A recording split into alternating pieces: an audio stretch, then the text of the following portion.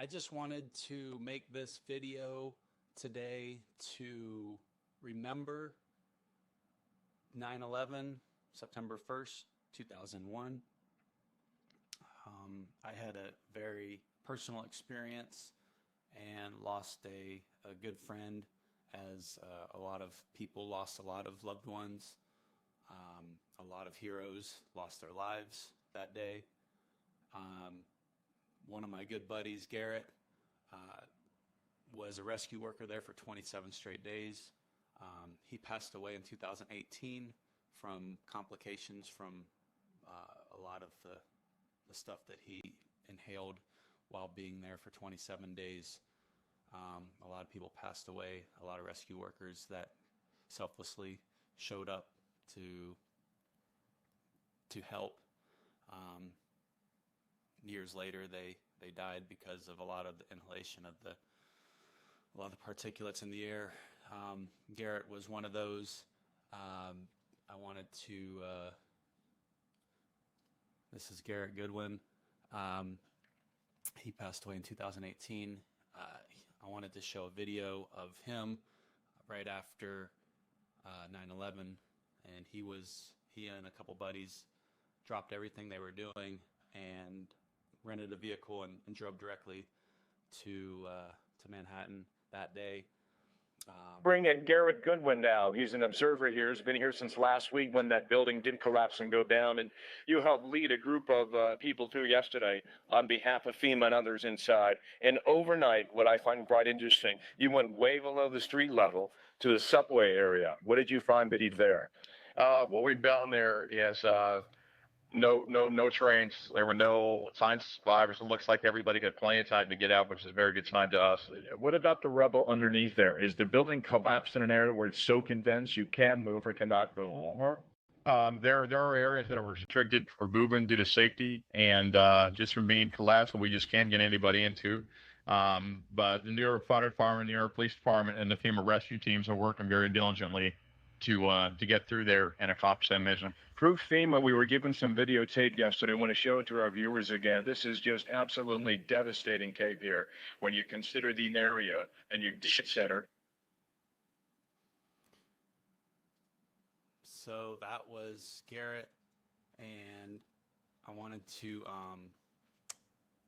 So I worked with Garrett at Durango Steakhouse in 2001, and he had left to go up to ground zero for 27 days. When he came back, he was a changed human, and he needed to go back up there to finish some of the process. He had found some things in the wreckage, and he was trying to track down the family. He actually found a wedding ring, and he asked if I wanted to go with him on that to his trip. It was about a month and a half after the attack. So these are some pictures that I took. Here's me back in 2001, and this is just to kind of put this into perspective. The media hadn't even been allowed back into ground zero at this point. So because of Garrett's connections he had made since he was up there, he got us into the site, and this is literally ground zero. Man, I'm just getting goosebumps talking about this, just watching these pictures. You can see the smoke coming up from where the towers used to be. You can see what's remaining of the towers on the right side of the picture, and this is a better picture. This globe in the center was between the two towers, and they came down around it, and somehow it survived. It didn't come down. You can see the damage on the buildings around the site where the towers came down. This is Garrett looking at the map of the area. Once we stepped foot onto the site, he was just visibly disturbed. there's no words to explain. Because he had become friends with the firefighters in fire station number 10, we went in, and everybody there, every firefighter in fire station 10, which was across the street from the trade center, all the firefighters passed away. They were in the buildings when they went down, selflessly looking for survivors and helping people out. So this is a shot of Garrett. He was tearing up at that point. I don't know how you couldn't. It was just rough. Just cut another couple shots, kind of a wider angle. I had brought in like a little disposable camera with me. I didn't release these until the media had started releasing pictures out of respect for the process. There's Garrett, and you can see all the trucks coming in to start to remove the debris so they can do search and rescue operations. But at this point, I think search and rescue had completed. It had been about a month and a half at this point. Somebody posted an American flag in this shot. I'll just kind of scroll through some of these other shots here. There was firefighters from all over the world had come in to help. I think in one of these pictures, let's see if I can find it.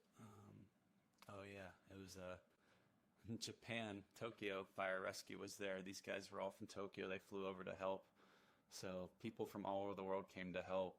It was really moving to see how everybody just came out. Here's a shot of Garrett looking around at the wreckage. He didn't say many words that day, but cried a lot of tears.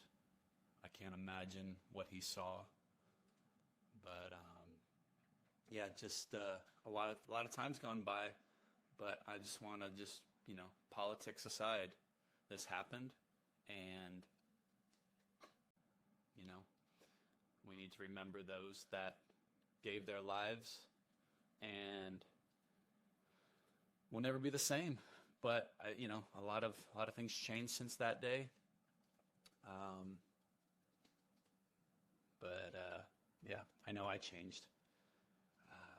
It was a rough day. I just wanted to kind of go through these pictures to remind everybody that a lot of people gave their lives, and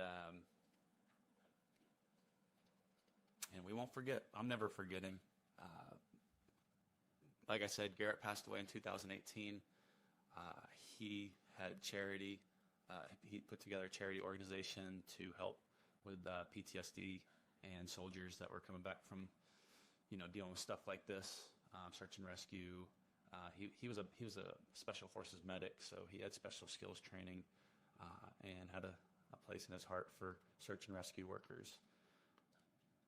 And there's another shot of Garrett. I have one shot in here that was pretty interesting. How here it is. This was the donut shop. I think it was Dunkin' Donuts or something, and you can still see the donuts.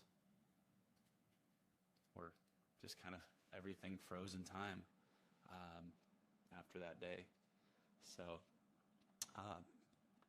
if you guys are interested in learning more about